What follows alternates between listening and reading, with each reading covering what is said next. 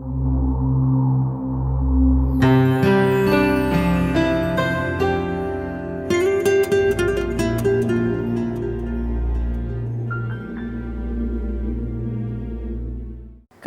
இயேசு கிறிஸ்துவினுடைய சுவிசேஷத்தை அறிவித்து ஜனங்களை இந்த இரட்சிப்புக்கு வராக வழிநடத்தி ஞானஸ்தானத்தின் மூலமாக சபைகளை கட்டி சபைகளை பெருக்குவதை விட்டுவிட்டு இந்த இரண்டாம் வருகையை பேசி உட்கார்ந்து இருப்பவர்கள் நிச்சயமாக வானத்தை அண்ணாந்து பார்த்து கொண்டு இருக்கக்கூடிய ஒழுங்கற்றவர்கள் அப்படின்னு நான் சொன்னால் உங்களுக்கு எவ்வளோ கோபம் வரும்னு கேட்குறேன். ஏன்னா செய்ய வேண்டிய வேலையை செய்யலை. இந்த தெசலோனிக்க பட்டணத்தில் நடந்த பிரச்சனை இதுதான். மறுபடியும் நான் ரொம்ப தெளிவாக சொல்கிறேன். என்னுடைய கருத்து மட்டுமல்ல, வேத சத்தியத்தில் சொல்கிறேன். இயேசுவானவர் வருவார். மேகத்தில் எப்படி எழுந்து போனாரோ அப்படி மேகத்திலே வருவார். அவர் உயிருள்ளோரையும் மரித்தோரையும் நியாயந்திருக்க வருவார். அப்பொழுது மரித்தவர்கள் முதலாவதாக உயிரோடு எழுந்திருப்பார்கள். அப்பொழுது நாம் உயிரோடு இருந்தால் நாம் மறுரூபமாக்கப்படுவோம். பின்பு ஆண்டவரோடு கூட ஆண்டாண்டு காலமாக வாழும்படியாக அழைக்கப்படுவோம். அங்கு நிச்சயமாக ஒரு நியாயத்தீர்ப்பு உண்டு. அதாவது ரட்சிக்கப்பட்டவர்களுக்கும் நியாயத்தீர்ப்பு உண்டு, ரட்சிக்கப்படாதவர்களுக்கு நியாயத்தீர்ப்பு அங்கேயே முடிஞ்சிடும். முதலே ஆரம்பிச்சு சரி இது எப்போ நடக்கும்? உபத்திரவ காலத்துக்கு முன்னாடி நடக்குமா பின்னாடி நடக்குமா? சபை முன்னாடி எடுக்கப்படுமா பின்னாடி எடுக்கப்படுமா? 1000 வருஷம் முன்னாடியா பின்னாடியா? இல்லை 1000 வருஷம் இல்லவே இல்லையா? எப்போ 1000 வருஷம் ஆரம்பிக்குது? 1000 வருஷம் உயிர்த்தெழுதல் இருக்குதா இல்லையா? ரொம்ப தெளிவாக சொல்லப்போய் உயிர்த்தெழுதல் இருக்குன்னு. சுவிசேஷத்தினுடைய முழு தத்துவம் என்ன? கர்த்தராகிய இயேசு கிறிஸ்து வருவார். அவர் மகிமையோடு திரும்ப வருவார். தம்முடையவர்களை மீட்கும்படியாக வருவார். அவர் நிச்சயமாக நியாயம் தீர்க்க வரப்போகிறார். அந்த நியாய தீர்ப்பு நிச்சயமாக உண்டு. கர்த்தராகிய இயேசு கிறிஸ்துவினுடைய ரட்சிப்பு, அவருடைய இரத்தத்தினாலே ரட்சிக்கப்பட்டவர்கள் நிச்சயமாக அவரை வாரும் ஆண்டவரே என்பார்கள். இல்லாதவர்கள் ஓடி ஒளிந்து கொள்வார்கள். இது நிச்சயமாக நடக்கும்.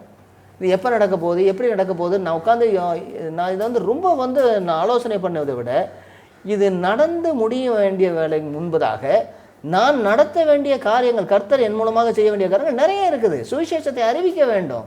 இன்னும் நம்ம சொந்தக்காரங்களுக்கு தெரியல. சுவிசேஷ உலகமெங்கும் அறிவிக்கப்படும், அப்பொழுது முடிவு வரும். சுவிசேஷம் ஆமாம், எப்போ முடிவு வரும்? ரொம்ப அவரே சொல்லிட்டாரு. இந்த உலகம் முழுவதும் இந்த ராஜ்யத்தினுடைய சுவிசேஷம் அறிவிக்கப்படும், அப்பொழுது முடிவு வரும். எங்கள் சுவிசேஷம் இன்னும் அறிவிக்கப்படவில்லை. இந்த பகுதியில் சுவிசேஷத்தை குறித்து நம்ம பேசிக்கிட்டே வர்றோம்.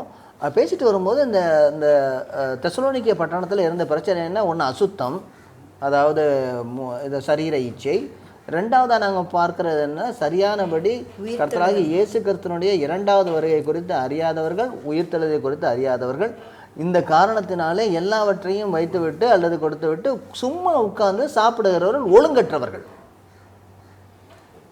அப்போ நான் கேட்குற கேள்வி என்ன? இந்த ரெண்டாவது வருகையை பேசி பேசி பேசி உட்கார்ந்து இருக்கிறவர்களும் அல்லது ஒரு வேலையும் செய்யாமல் உட்கார்ந்து சோம்பேறிகளாக சாப்பிடுகிறவர்களும், மூன்றாவதாக இந்த மாதிரியான அசுத்தமான காரியங்களில் ஈடுபட்டிருக்கிறவர்களும், நான்காவதாக வீண் அலுவல்காரர்களாக ஊர் முழுசும் திரிகிறவர்களும் அப்படின்னா அவங்க இருந்தால் அந்த சபையானது சுவிசேஷத்தில் எவ்வளவு தூரம் கட்டப்பட்டு இருக்கிறது தான் கேள்வி. அது கட்டப்பட்டு இருக்கிறதா, அது ஒட்டப்பட்டு இருக்கிறதா, வெட்டப்பட்டு இருக்கிறதா? தொங்கிக் கொண்டு இருக்கு. தொங்கிக் கொண்டு இருக்கு. ஏன் இப்படி சொல்றீங்க? அந்த விழும் தெரியாது, இல்லாதனால தொங்கிட்டு இருக்கு. இவ்வளவு சீரியஸா நம்ம யோசிக்கணுமா? இவ்வளவு சீரியஸா நம்ம யோசிக்கணுமா? இவ்வளவு ஆழமா நம்ம யோசிக்கணுமா? சபையில ஒழுங்கு இல்லாம இருந்தாங்கன்னா அவங்க என்ன சுவிசேஷத்துல அடித்தளம் போடலைன்னு சொல்றேன்.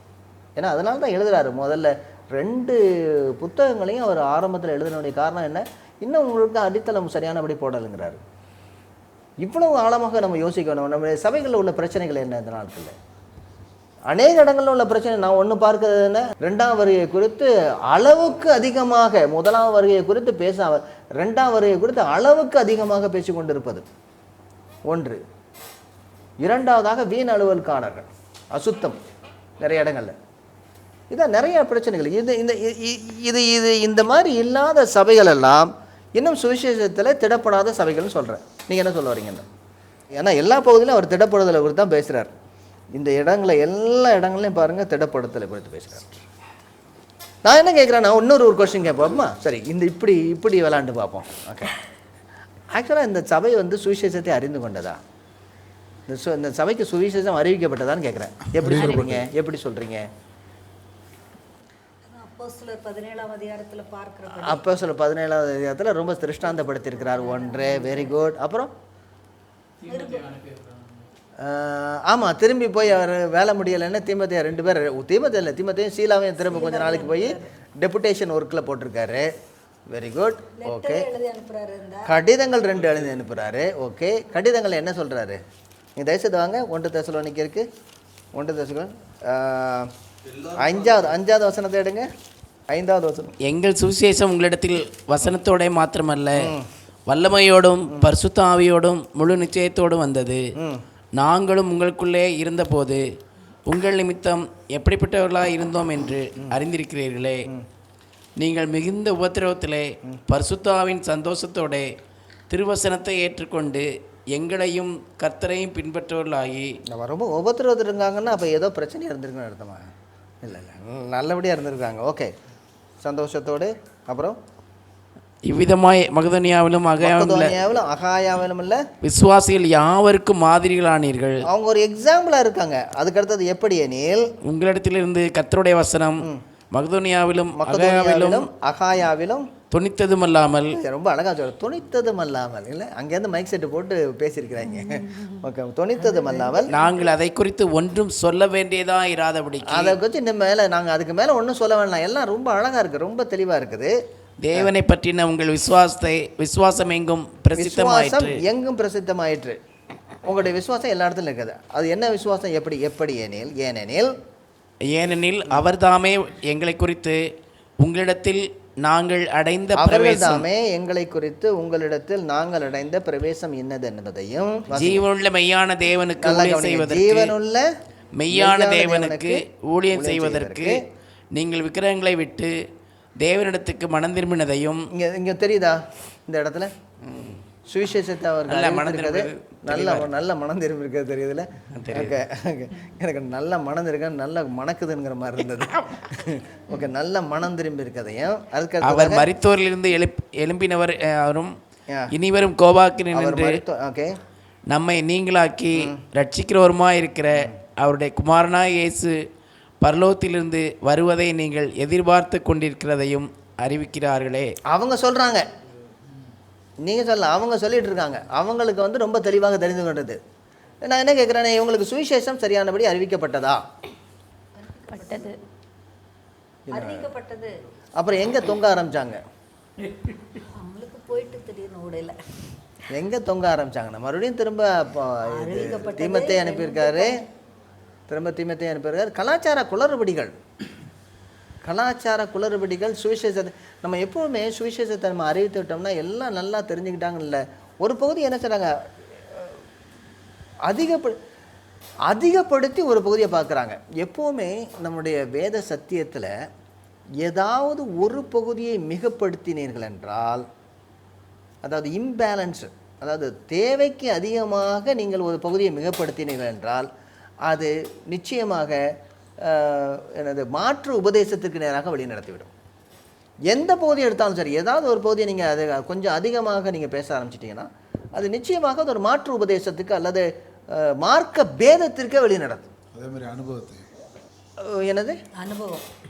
அதே மாதிரி அனுபவத்தையும், அதை என்னுடைய அனுபவத்தை மட்டுமே நான் சொல்லிகிட்டு இருந்தேன், அதுவே மார்க்க பேதத்துக்கு நேராக வழி நடத்தும். இங்கே என்ன நடந்தது? எல்லாமே சரியான இருந்தது, ஆனால் ஒரு பகுதியை அதிகமாக எடுத்துக்கொண்டார்கள். எதுனா கர்த்தராகிய இயேசு கிறிஸ்துவினுடைய 2வது வருகை. அதை குறித்து தெரியலை. சிலர் அழுது புலம்ப ஆரம்பித்தாங்க. சில பேர் இந்தா வந்துடுவாருன்றாங்க, வரவே மாட்டார்னு நினச்சாங்க, இந்தா வந்துடுறாரு அப்படின்றாங்க. ஒரு சரியானபடி ஒரு புரிதல் இல்லாத ஒரு ஒரு ஒரு பகுதியாக இருந்தது. இந்த நம்முடைய சபைகளில் இந்த மாதிரியான காரியங்கள் எவ்வளோ தூரம் நடந்து கொண்டிருக்கிறது. இன்னும் சரியானபடி சுவிசேஷத்தை அறிந்து கொள்ளாமல் எவ்வளோ பேர் இந்த மாதிரியான இந்த 2வது வருகை குறித்து பயந்தோ அல்லது 2வது வருகை குறித்து ரொம்ப யோசித்து நிறைய செமினார்லாம் ரொம்ப 2வது வருகை குறித்து போய் பேசி, அல்லது சபையில் ஒழுக்கக்கேடு இருந்து, அல்லது வீடுகளில் கற்புக்கான கேடுகள் இருந்து, இது மாதிரியான சபைகள் எவ்வளோ தூரம் வளர முடியும், எவ்வளோ தூரம் ஆணித்தரமாக இருக்க முடியும்? சொல்லுங்கள், என்ன செய்யலாம்? இந்த மாதிரி இந்த சபைகளை குறித்து, அதாவது இவங்க இது வரைக்கும் நான் சொல்லிட்டு வந்தேன் என்னென்னா, அவங்க கர்த்தராகிய இயேசு கிறிஸ்துவை ஏற்றுக்கொண்டது உண்மை. பொய்யான மாயையை விட்டு திரும்பினது உண்மை. சுவிசேஷம் வசனத்தோடு மாத்திரமல்ல, அது வல்லமையோடு வெளிப்பட்டது உண்மை. அவர்கள் மூலமாக சுவிசேஷம் மக்கதோனியா முழுவதிலும் அகாயாவிலும் சென்றது உண்மை. எல்லாம் நடந்துச்சு. ஆனாலும் வெளிப்படுத்தின விஷயத்தில் ஆனாலும் உன் பேரிலே எனக்கு ஒரு குறை உண்டு. இது மாதிரியான காரியங்கள் நம்முடைய சபைகளில் இருக்கிறதா? இது மாதிரியான காரியங்கள் நம்முடைய சபைகளில் காணப்படுகிறதா? ஏதோ ஒரு நீங்கள் சொன்ன மாதிரி ஒரு விஷயத்த ரொம்ப சீரியஸாக அதை மாத்திரம் கான்சென்ட்ரேட் பண்ணுற சர்ச்சஸ். எந்த விஷயத்தெல்லாம் கான்சென்ட்ரேட்? இன்னைக்கு கிருபையை மாத்திரம் பேசுகிறவங்க உண்டு. இன்னைக்கு கிருபையை மட்டும் பேசுகிறாங்க. ஆண்டவர் அவர் ரொம்ப எக்ஸ்ட்ரீமா. ஆமாம், அன்பான தேவன் தான், அதே நேரத்தில் அவர் நீதியுள்ள தேவன்றதையும் பிரசங்கிக்க, வெறும் அன்பை மாத்திரம் சொல்கிறது. அது இயேசு அப்பான்னு தான் சொல்கிறாங்க. இயேசு ஆண்டவர்னு கூட வரல, இயேசு அப்பா, அவ்வளோதான். அந்த அப்பாவோட உறவோடு தான் இருக்குது எல்லாமே. அப்பான்னு சொன்னால் பரவாயில்ல, தாத்தா வாங்கிட்டாங்க. இயேசு தாத்தா வாங்கிட்டாங்க. சிலர் வந்து பயமுறுத்திட்டே இருக்காங்க, எப்போ பார்த்தாலும் பயமுறுத்துறாங்க. ஆமாம், அதுக்கு அடுத்த பகுதியில் எப்போ பார்த்தாலும் பயமுறுத்தி அதை வந்து ஆண்டவர் வந்து ஏதோ ஒரு நாக்கை திருத்திக்கிட்டு கையில் பெரிய ஒரு என்னது அருவாளை வச்சுக்கிட்டு இருக்கக்கூடிய ஒரு கோடை ஒரு ஒரு என்னது ஒரு கொம்பேரி மூக்கன் மாதிரி காட்டிக்கிட்டு இருக்காங்க ஒரு பகுதியில். இன்னொரு பகுதியில் பரவாயில்ல பரவாயில்ல, பிள்ளைங்க தானே, போகட்டும், செய்யட்டும் செய்யட்டும், பார்த்துக்குருவோம், பழகுவோம். இப்படி ஒரு கூட்டம். ஒரு அதாவது அவர் கர்த்தர், அவர் நம்முடைய பிதா, இது ரெண்டையும் ரொம்ப ஈக்குவலாக கொண்டு வரல. ஓகே, வேற என்ன பிரச்சனைகள் இந்த மாதிரி? குற்றப்படுத்திட்டே இருக்கிறது. அதான் சொன்னாங்க, பயமுறுத்திக்கிட்டே இருக்குது, குற்றப்படுத்திக்கிட்டே இருக்குது, பயமுறுத்திக்கிட்டே இருக்கிறது. ஆமாம், நீ பாவி, நீ பாவி, நீ பாவி, நீ பாவி, நியாயம் போல் திருப்பு உண்டு. ஆமாம், அப்புறம் இப்போ பிரசங்கம் எல்லாமே பார்த்தீங்கன்னா ஆசீர்வாதத்தை குறித்து தான். அது அடுத்த பகுதி. நீங்கள் நடுவில் நடக்க மாட்டீங்களா? இந்த பகுதிக்கு போயிடுவோம், இல்லை அந்த பகுதிக்கு போயிடுவோம், நடுவிலே போக மாட்டீங்களா? எதுவுமே கண்டுக்காமல் இருக்கிறது. எதையுமே கண்டுக்கிறாங்க. ஓகே, பூனை கண்ணை மூடிடுச்சுன்னா உலகமே இருண்டுறோம், எல்லாம் முடிஞ்சு போயிடும். ஆமாம், எதையுமே கண்டுக்கிறது கிடையாது, பிந்தாஸ். பட் எங்கே ஒழுங்கு இல்லாமல் இருக்குது? எந்த இடங்கள்லாம் ஒழுங்கு இல்லாமல் இருக்கிறது? சுவிசேஷத்தில் திடப்படாமல் எவ்வளவு தூரம் ஒழுங்கற்ற சபைகளாக காணப்படுகின்றன. இல்லை, பாவத்தை குறித்த கண்டிப்பே இல்லாமலும் இருக்குது. பாவத்தை குறித்து பேசுகிறே கிடையாது நிறைய இடங்கள்ல.